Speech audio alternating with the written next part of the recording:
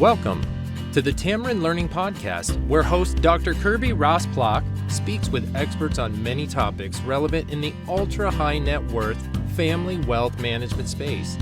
Kirby is author of several books, including The Complete Family Office Handbook, and shares her expertise consulting with families and family offices.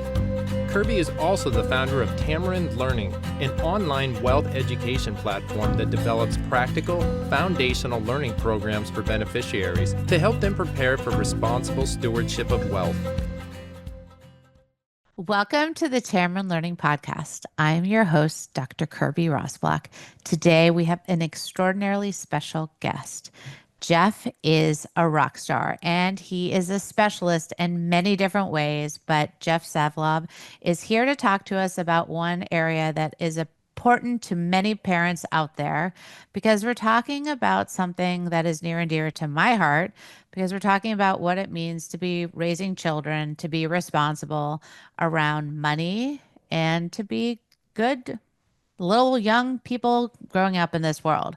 Now, let me tell you a little bit about Jeff. Okay. He's the founder of Blum and Savlov LLP. It's a family enterprise consultancy. He helps families with significant wealth and ensures that their resources serve current and future generations in healthy, productive ways. Jeff works with business owning families, legacy wealth families who co-manage complex assets, even couples planning for children. Because as he puts it, the younger the kids, the better. When it comes to intentional parenting, his expertise spans intentional parenting, family team building, customized governance, multi-generational meeting facilitation, and advisor collaboration. His skills, he's honed them through decades of retreats, workshops, keynote speaking. I mean, you name it. Jeff has done it, and he comes from an enterprising family himself. So he spent time in the trenches with his family and the business, pursuing a career in sales and marketing separate from his family. And then he trained as a family therapist and certified psychoanalyst. So Jeff, wow, so glad to have you here on the Tamarind Learning podcast. Thanks for having me. That is such a self-esteem boost of an intro. Thank you. I'm like flying high now. That feels good. Well, you have done so much in your career and you serve so many families, but this topic is so, I tell you, it's so prevalent. And so many families are really wanting to get help when it comes to raising productive and strong kids, right? That just know how to be good people growing up and being responsible and motivated and grounded. But it sounds like it shouldn't be that difficult, but why is it so hard from the beginning? And when does it even start? When do you even need to start thinking about this? I think it's difficult, certainly when you start with middle school age kids or teenage kids. It's really not difficult at all when you really start young, 1, 2, 3 years old. And I think a lot of the families that are struggling, as you put it, with or interested in sort of how to do this and do this intentional parenting well, they're starting later because they're not aware of how simple and powerful it is to start early. And so you could be starting, couples can start. I certainly work with couples before they have kids, which you might think, what are you going to talk about with respect to parenting when you have no kids? Strike while the iron is cold. Couples before they even have kids can be thinking about, how are we similar and different as a couple around money, around materialism? You and I had a conversation. If one member of the couple wants a 15-year-old used Honda Civic and the other one wants a yellow Lamborghini, it doesn't mean either one is right or wrong, but like you need to have a discussion and talk about how you're going to present a united front to the kids around values. And it can all be done, but it needs to be thoughtful. And so for couples to think about just sort of purpose in life and values and how are they similar and how are they different, with an eye not only to their successful marriage for hopefully decades to come, but when we do have kids, how are we going to be proactive and intentional in the earliest ages? And when you can get couples that early, it really is very much more simple than the later ages. Well, and I can imagine even in the pre-children phase, couples might come from really different family backgrounds. And so even how one, your side of the family thinks about raising kids might be different than his side of the family or her side of the family. And Yeah. so, boy, I mean, even the grandchild question, like shower them with a lot of love and a lot of gifts. And the other side is like, no, no, no, we don't give them anything. We're very like austere and we don't do anything Yeah. like that, No right? love, no gifts. Yes, right. So I mean, I can imagine even how two sides of two families might look at, the next gen and what that relationship looked like could be very different, right? Yeah. Oh, yeah. I just got introduced to a couple you would probably know for sure, one, if not both, through the entertainment world. And he um, grew up really incredibly poor, and she grew up in a very wealthy family. And they are now have their own wealth. She has it from her family, and he's created it through his kind of fame. And you can imagine how different that must be. He's constantly afraid it's all going to disappear, and she has, $30,000 handbags, and her daughter is saying, "Hey, 13 years old, I'm going to go out hanging out with my friends. Can I bring the whatever the name of the $30,000 handbag? I don't even know the name. Can I bring it with me?" And without a sense of like, do you realize that's a small car you're carrying with you? So yeah, those kinds of differences, they need to be thought about. There's no easy answer, but coming together, talking about the similarities and differences, and then finding a way forward where you can be on the same page with what you're introducing to your kids. Yeah. I mean, again, his closet, her closet. I can imagine right away, like, what are we thinking about? Like, I mean, I know my daughters, I have two daughters, and like shoes are, I love shoes. So shoes are, again, like handbags. They can be very expensive. And, um, it's one of those things that like the material things that can be very cherished. And then there's like some folks just don't, they're not important. So I can imagine that would be so important for couples to really understand how that's going to be forward or not forward, central in their lives, and what that's going to look like, and how those values are going to shape, or how impressionable are they going to be when it comes to how they parent and what that looks like relating to their children. Yeah, yeah, yeah, exactly. Well, like, let's talk a little bit more about those early days, because you talked about that it can start as early as one, two, and three. What does that look like? Yeah, it's really simple. I'll ask, audiences of parents in families of generational wealth, hey, what can you do with a 2-year-old that's going to inherit $50 million when they turn 21, just as like an example. And people are usually pretty stumped. And the truth is the answer is much easier. People get too complicated. They're thinking about money. I don't know if they're picturing, investment summaries, but it's really as simple as, and I'll show you in a minute a video of a 15-month-old that really exemplifies this, but a 1 or 2-year-old can put a napkin next to each plate at dinner. And they can take each napkin and put it in the garbage at the end of dinner, or if they're cloth napkins, put it in the washing machine, even hit the start button on the washing machine. This is thrilling stuff for a 1 or 2-year-old. Starting a dishwasher or a washing machine, right? Not so thrilling for a 17-year-old who's never done it before. Try to get that going with a big smile on their face, but it's thrilling to a 1 or 2-year-old. As they get a little bit older, the knives and forks and the plates can be set at the table and also put into the dishwasher. A 1-year-old has no idea, right? A newborn baby has no idea how the world works. A 1-year-old has a little bit more, but it's really the world works the way you show them it works. And if you show them we're all part of the family, we're all going to be involved in cooking and cleaning and setting the table and cleaning up. This is just the way the world works, and it's a matter of fact. It's very easy when you start that young. Oh, that's so cool. Well, now you've got me curious. Tell me about this video you want to share with us. Yeah, let me show. So this is somewhat famous. People watching may have actually seen this before. It's made the rounds. Um, it's a 15-month-old, and you can see that. Here we go. Yep. And his family has a family business of water cooler delivery, water and coolers and all. And this 15-month-old, look at him. He is happily and energetically, and just walking is hard for the kid. He has to be careful getting up the little step, but he knows it's coming and he gets up, he turns around to check with mom, right? He's so young, he wants to make sure she's there. And then he knows what to do. He puts it up. And look, he doesn't just put it up, he pushes it into place, right? A lot of kids that age would never even do this. This kid puts it up on the shelf and then pushes it properly into place. He's into it. Now watch what happens here. I love this part. Isn't this what even poor and working class, let alone wealthy families want?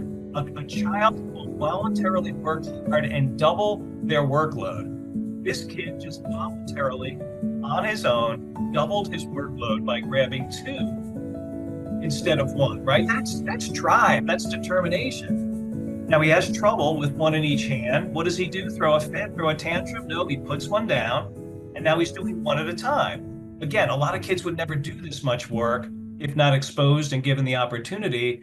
This kid has great frustration tolerance, right? When he had 1 in each hand and the first one was a little tricky, he just put 1 down and did 1 at a time. Now he's a little stuck. It's just not going as smoothly as he hopes, but no tantrum. He looks over when he just can't get it himself and he knows that mom will back him up. She didn't help him too soon. She let him struggle, which is really important. A parent's job is not to make, and then he gives it his little push right into the proper place. A parent's job is not to make life as easy as possible. It's really to make sure that the child has the right amount of challenge. And this video exemplifies so much of what you can do. Again, 15-month-old, he doesn't have much language and his walking is still being developed, but he's got a work ethic, he's got a drive, he doubled his workload, he didn't get frustrated and throw a tantrum. Why? Because he's been able to learn in his short life that things will be tough, but if I keep trying and keep pushing, I can find a way to figure it out and develop his own internal frustration tolerance. And then when he just couldn't get that last bottle, he looks at mom. She didn't help him too soon, right? She could have run over. Oh no, he's struggling. No, she let him go. And when it was at the point where he really needed some help, she shows up and gives him some help. And all of that is just beautiful. There's a concept called optimal frustration from a famous psychoanalyst called Heinz Kohut, and it's a great concept. It says that every child has an optimal level of frustration that will get them to grow. Not optimal gratification, he could have called it that, but he calls it optimal frustration. Children need frustration to push through and grow and learn. And if you help them too much, if you make things too easy, they'll think, oh, life's just easy, I don't have to ever try. And if you make it too hard, they'll just give up and think they'll never succeed. There's a balance in there, and that video shows the balance. And you can see so many of the values that are being instilled in this little guy: hard work and determination and grit, all of that. Oh, wow. I mean, I love that you just explained so much to all of us listening, watching, because many of us would have just said, oh, that's such a cute video. Look at that cute toddler. Like, what an amazing little clip, but you explained it in a way that made it a lot more meaningful. So thank you for like peeling back the onion and sharing so much more depth to that. Talk to us more about how those that 15-month-old goes on to be like a 2 or a 3-year-old, and then that development changes. There's language now. Now we have a little bit more emotion, and that emotion turns into no, right? Because we know that word no is coming. What do we do with that developmental jump, and where can we take that newfound no and turn it into like, okay, there's more independence, but I can use that to challenge them in new ways? Yeah, it's not about making your little ones into robots as early as possible so that they're doing exactly what you want. All this stuff should be fun, and it can be fun. An example I like to talk about is my 2 boys they're 3 years apart. So when they were like 2 and 5, and we have a company that mows the lawn and does the landscaping, but it doesn't mean that there aren't still things we can do. And so we went out there when the weeds were popping up through the beds and said, okay, we're going to do this as a family. Let's go out and pull the weeds, which generally isn't super exciting to most human beings. But we took a bucket for me and my wife, a bucket for the 2 and 5-year-old boys, and we said, okay, whoever can fill their bucket first gets to jump in the pool, and the other two have to sit for 10 minutes and watch the winners swim. And it was a hot day. So of course they got super excited. They wanted to make us sit in the chairs, right? And while they're swimming, of course we worked just hard enough so that they got their bucket filled a little bit before us. But they were actually excited and having fun picking weeds. They got to jump in the pool and laugh at us and splash at us as we looked sad sitting in the chairs. And it was just a wonderful way to take something that could be an annoying chore, make it fun, have a sense of accomplishment, have some laughs along the way. And so it's just about being creative and finding ways as a family, not you go out and do this chore. Hey, let's do it together. And it automatically grows.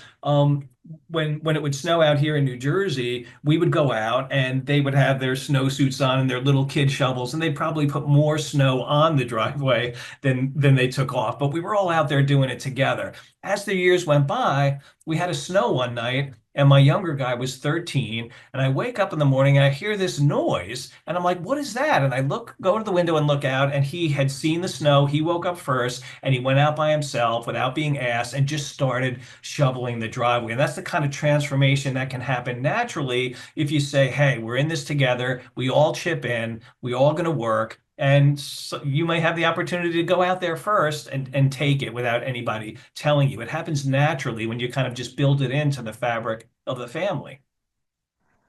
Oh, well, that is a beautiful thing, especially when it comes to snow, because I know that not everybody wants to be the first one up to shovel, especially when there's a heavy, heavy snow. So Yeah. good for your son, for sure. Yeah, Um, and look, it's not like everything goes this smoothly, but my sons know what I do for a living, and they make me, they sort of make me promise not to tell all of the ugly stories where things didn't go so well. So don't get the impression that everything goes this smoothly in the Savlov house. We have our sort of moments of tension and stress and strain like any normal human family. Yeah, no, for sure. Now, I know I'm kind of deviating here a little bit, but for the families where the parents maybe don't model as awesomely as Jeff, you and your wife do, how do you deal with the families that you see? And I know you work with these families all the time where the parents are like, okay, I'm not the perfect parent and I don't model it, but I need my child or my children to step up, or I'm trying to make them more responsible or be better, or more responsible or financially or whatever it Yeah, is. yeah, yeah. How do you work on those sort of situations? What advice are you giving those parents? Yeah, so I call it falling on the sword. I actually wrote a blog just a few months ago, which I'm happy to share, called Falling on the Sword. And really, when that's the case, it's not the child's fault, right? The parents either instilled or didn't instill. And so what I suggest is some coaching with the parents around what did they do, what went well, what didn't go so well. Let's take a look at it and coach them on how they can have a family meeting with the kids to say, "Hey guys, we wanted to sit you down and talk a little bit. There are ways in which we think we didn't do such a great job parenting. We think we made some mistakes and we gave you messages that weren't the right messages. And we have some concerns about how our parenting has maybe led to situations for you guys that are not ideal for just growing up and being a person in the world. So we apologize for, letting you down. That's on us. But let's have a conversation about what we're seeing, what are the downsides we're seeing, and how we can come together as a family, have a conversation, and maybe make some shifts that will be interesting to you because of the downsides of not making them. And let's talk about it. And certainly having a professional walk a family through it can be hard. Just having an outsider. This isn't a sales pitch for consultants and professionals, but just having someone who is not part of the family Yeah. is already powerful, and it's a different perspective. It can be hard for parents to pull this off with the defensiveness and Yeah. tension that comes up. Either way, whether you can pull it off on your own or with help, there are ways to have this conversation. And I think for the parent, it's so powerful for the parents to say, "We made a mistake. Let's talk about it," instead of "This is what's wrong with you and you need to fix it," right? Which feels better to hear. Yeah. Yeah. Yeah. So Jeff, that might be like a conversation you have with a later teen or a young adult, child, not like a grade schooler, right? You're not having like a little person conversation. That's like a more mature later teenager kind of more mature child Yeah. we're talking about, right? Yeah. Were you interested in how to handle it with the younger child, that same situation? Well, yeah, I don't know. What do you do when it is a little person? The younger they are, the easier it is. If you Yeah, do the right thing starting young enough, they kind of comply. If you do your yeah, part as parent, they sort of comply, unless there's some kind of like, organic brain related thing where they simply yeah, can't comply. It yeah, really, if you do the right things young enough, it falls right into place. That's why I'm so passionate about trying to see parents start so early. And let's face it, I say this all the time, but 90% of what I'm talking about makes sense for poor and working class families, right? yeah, They just yeah, that 10% is that they don't have a safety net that can keep saving the next generation from the pain of their own mistakes. The pain, I'm all for pain and mistakes yeah. and pain. And the safety net of that 10% can be harmful when it's too prevalent. But a lot of this stuff is just good basic parenting. And then there are ways to weave in the wealth piece starting at young ages, the wealth specific 10% that Yeah. doesn't apply to the poor and working class families. And there are ways to do that, particularly through stories. Well, let's go to that because you encourage parents to tell family enterprise stories. Like you mentioned something about like a cookie factory or lemonade stands without mentioning dollars. And I think this is super cool. And you've shared with me a little bit about this. How does that build curiosity and connect values to eventual wealth discussions? Can you Yeah. go into that a little bit more? Because I loved when you were talking about this prior. I thought this was like amazing. Thanks. Really what I like to say is you can talk about family financial success without talking about money, and then you can talk about money without using numbers. Parents are usually terrified. Wealth creating parents are usually terrified about the money conversation. Great, forget about money. Tell stories about, and not just the wealth creator. Tell stories about everyone. Tell stories about a poor great grandfather who made it from another country by sneaking on a boat and by shining shoes until he had enough money to rent an apartment and sleeping on, whatever, cardboard on the street. Like tell those stories so they know this is our family. We went through some hard times. That is not about wealth or money, but it's about grit and determination, values, right? All of it. Courage. So one of the stories, and this is a completely made up story. Every time I tell it as an example, people start guessing, names of famous cookie manufacturers, and this is completely made up. But it comes from the kinds of stories that I tell with families. Imagine you have a big, multi-billion dollar cookie and biscuit company. And with little kids, you could say, hey, you know how we see, grandma's cookies all over the place and we see them in stores and, we know we've told you guys that grandma and grandpa started that.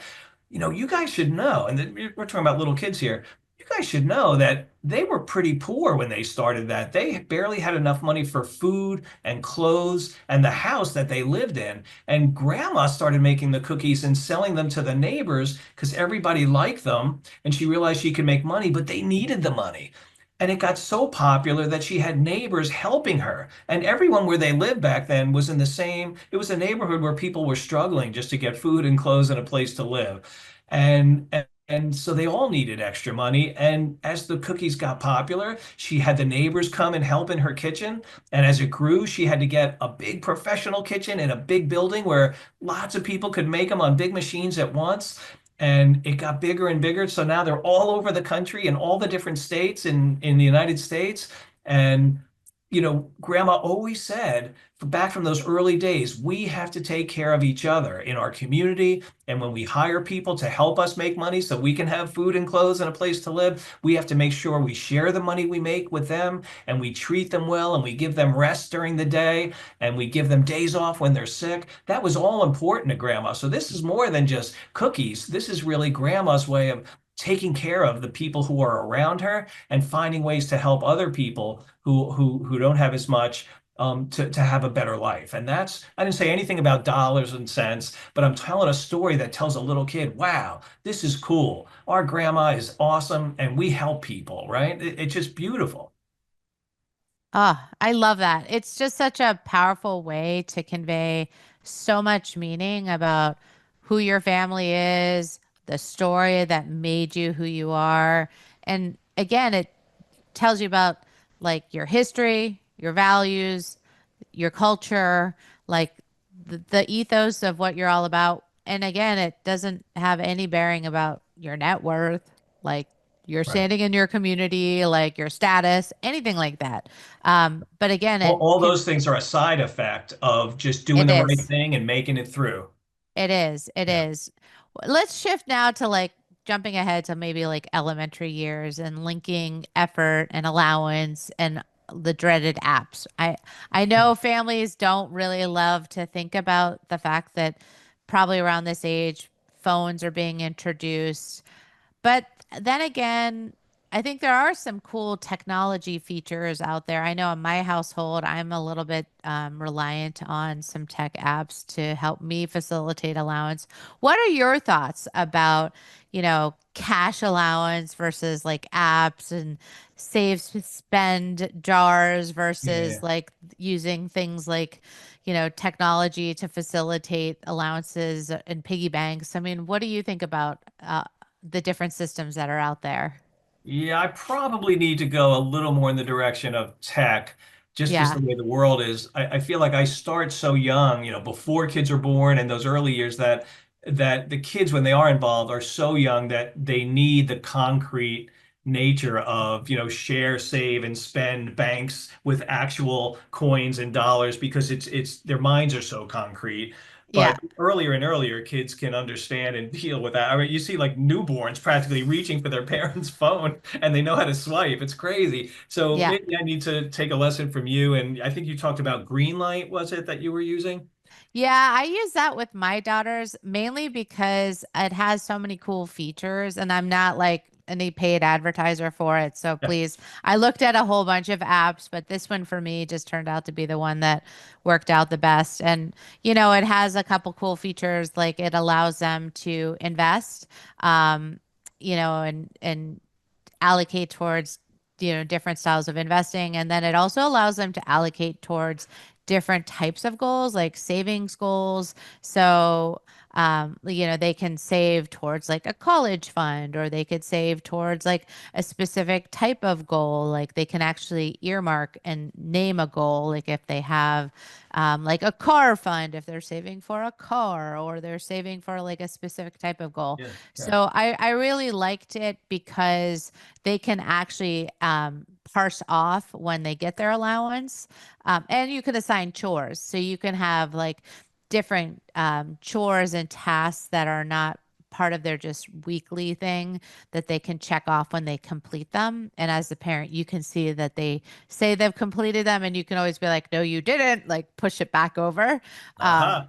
so you The can sort undo, of, the you parental can, undo. yeah, yes, you can do the parental undo on it. And so it does like have a little thing that pops up on your phone too that connects to their phone as well. So I do like that it's really, really easy and it's very streamlined. So they have done a nice job on there. Now, again, the dreaded fees, there are some quite some hefty fees that are part of the convenience factor of it. So Yeah. that would be the only thing I would say.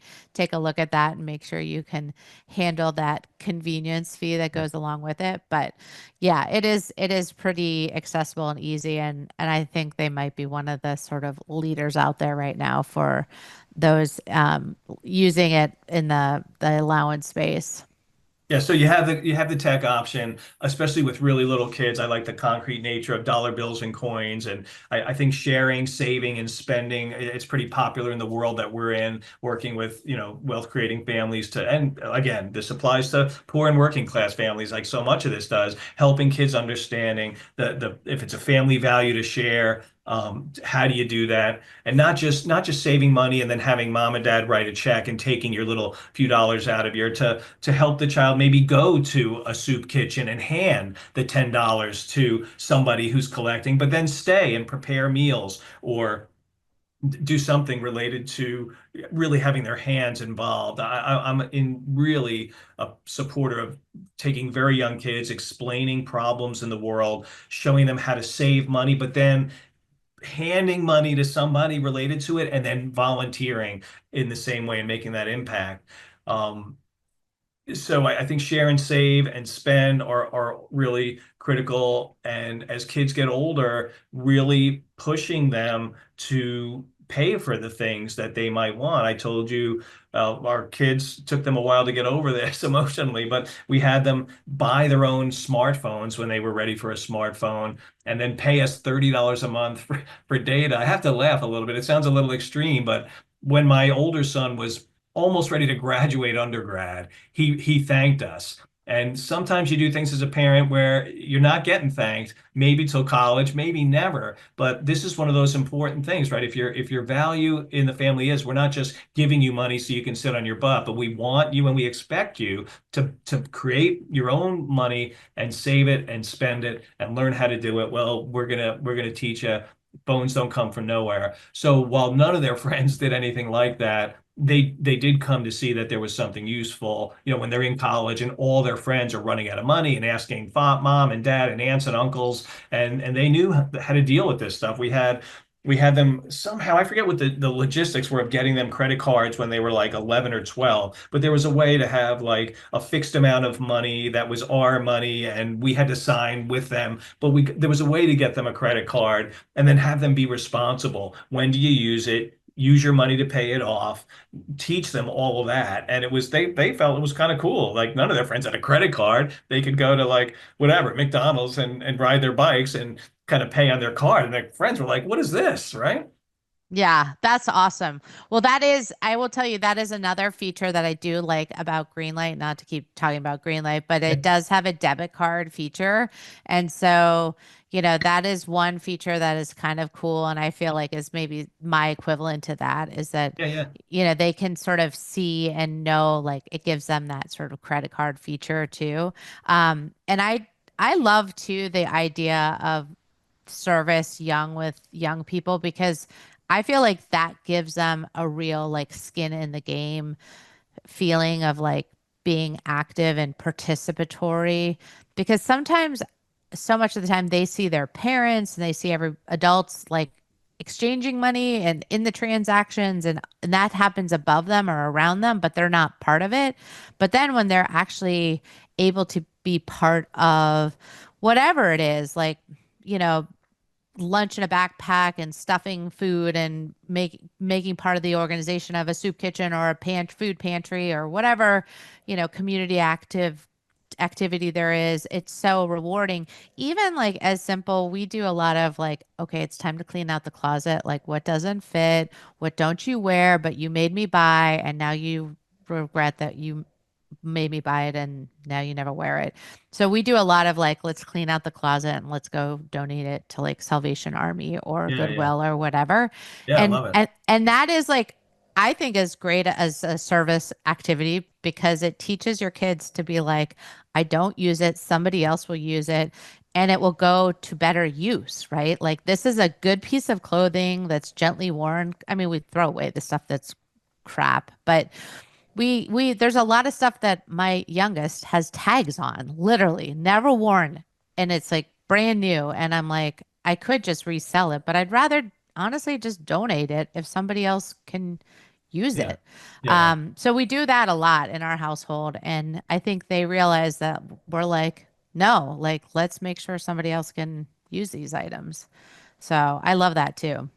Yeah, really young. There's so much, and just get creative, right? The holidays can get so materialistic. So we're Jewish, and Hanukkah has 8 nights, and the sort of American consumer style Hanukkah is 8 nights of presents. Well, we did giving night, getting night, giving night, getting night. We alternated for giving and for getting, and on the giving nights, there's a dreidel is like a little top you spin, and there's sort of a game for Hanukkah. And basically, the winner gets to pick the social cause that we're going to give money to on those nights. And on the other nights, we give presents. It's just integrating it in all these creative ways so that they understand there's a giving and a getting in life. And it's important not to forget the giving part. The other thing, if we have a quick minute for this, we really had our kids young volunteering, and they volunteered in Trenton. Now we are white and Jewish,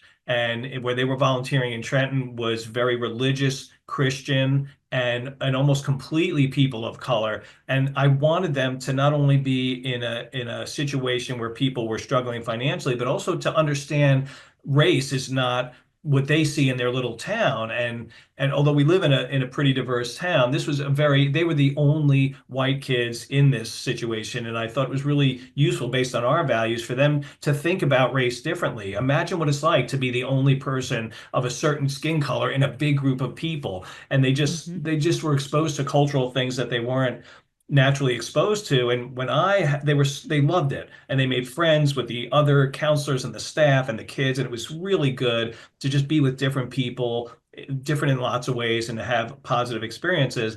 And this was really moving and interesting to me when I said to my son who was there at the time, hey, if we can work it out, would you want to invite some of the kids to come over and go swimming and barbecue, and we could have like a whole thing. He kind of got quiet, and I said, what's up? He's like, I just think it would be weird, like to show them a house like ours and a yard and a pool. It might make them feel bad. It was so sensitive, and I felt like such an idiot. I felt like, well, I was excited and I wanted to be generous, but he saw another level of it. This could actually, you know, show a contrast in a way that's painful. And it was very Well, empathic. And I was super proud of him, and not totally proud of myself, but glad that he thought of it. He saw an angle. I was coming from generosity, but he saw levels of compassion and complexity that really was the reason for it.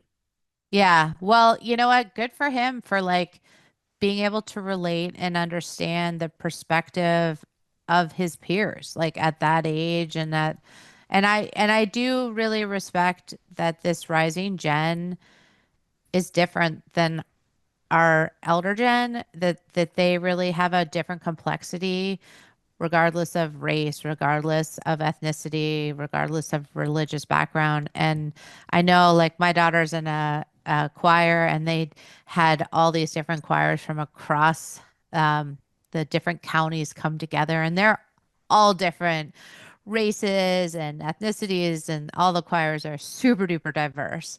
And I can totally relate to what you're talking about because her, you know, her choir is relatively homogeneous and like Yeah. they all kind of look the same and they're all kind of like the same, you know, religious background, but like she was super psyched to like hang out with this whole other choir that was super duper diverse. And I mean, I could tell that she felt like everybody was kind of looking at her with a couple of her girlfriends because they were like learning some different dances and Yeah, yeah. stuff for YouTube and stuff.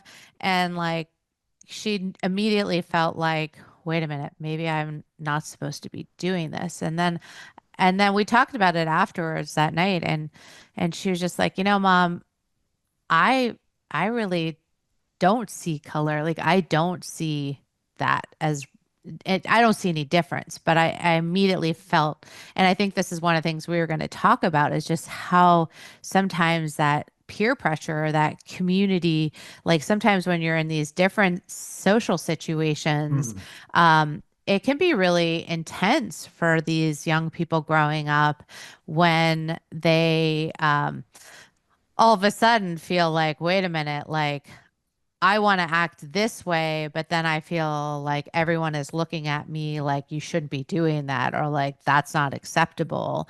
And then all of a sudden they have to sort of decide, am I gonna like try to go along and get along and just act like everything is normal, even though I don't really agree with this at all?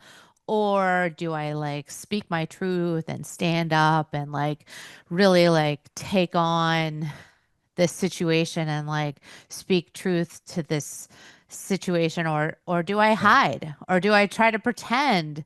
And I think this is a really tough time when it comes to issues around materialism and wealth and class and Yeah. all of this stuff. It's Yeah. really, really tricky. Yeah.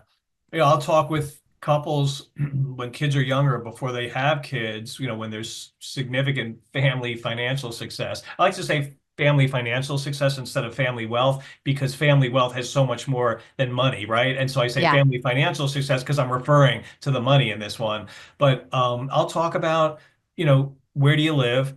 And tell me something about the high school parking lot. It's the high school parking lot test. There are high schools where they're in very wealthy towns where financially successful towns where the parking lot is filled with bicycles and used, Hondas or whatever it might be. and kids are walking and bike riding and whatever. And then there are towns with similar socioeconomic levels where there's, convertible Mustangs and Mercedes, and not to judge either one, but if one of those fits more into your values, maybe you want to choose a town that has levels of diversity and people who might have significant financial success are still living humbly, if that's your values, or if it's to be with the convertible Mustangs, go that route. Although I think there are risks that come along with it. It can all be dealt with, if you're open with your kids and have those conversations. But what's important to you, and does your town reflect your values? And that takes down a lot of parents when they just didn't think about it. And now they're living in a town that does not reflect their values in terms of diversity, in terms of materialism, in terms of a lot of things that are important to them. That's really a big thing to think about. Yeah, I think it's incredibly challenging. And I know even growing up, I went to a boarding school states away from where I grew up. And I always felt like I was hiding to some degree from like the family background I came from. And then it was funny because then I was in a much more like opulent and much more like um affluent sort of school. And so I was like a nobody, right? I was just like chump change compared to a lot of the young children of wealth and affluence and enterprise that I was in school with. And it was very telling because I thought I was like, I'm from a, wealthy enterprising family. I mean, I never said what family I was from because I was sort of hiding from that. But then Yeah. I was really like a nobody. And I do recall, this is a funny story, that one of the students I went to school with was literally the Prince of Bermuda, and he made this very grand gesture, and he said, "Where I come from, we have white servants." He was an African American gentleman, so it was very much a statement to tell me that I was like I could be his servant, and I was like, "Well, thank you so much, Nick. I'm glad to know that." But again, it was one of these moments of putting me in my place. I was like, "Okay, well, I guess I could be." I mean, he was making fun, he was Yeah, joking yeah, with me, yeah, but yeah. I mean, back to the peer pressure of like some of these situations and growing up, it can be very intense. And I think, I think it is really difficult when you're parenting to help your child navigate some of these kinds of situations and how to find themselves and how to, not get lost Yeah. in the intensity of these moments.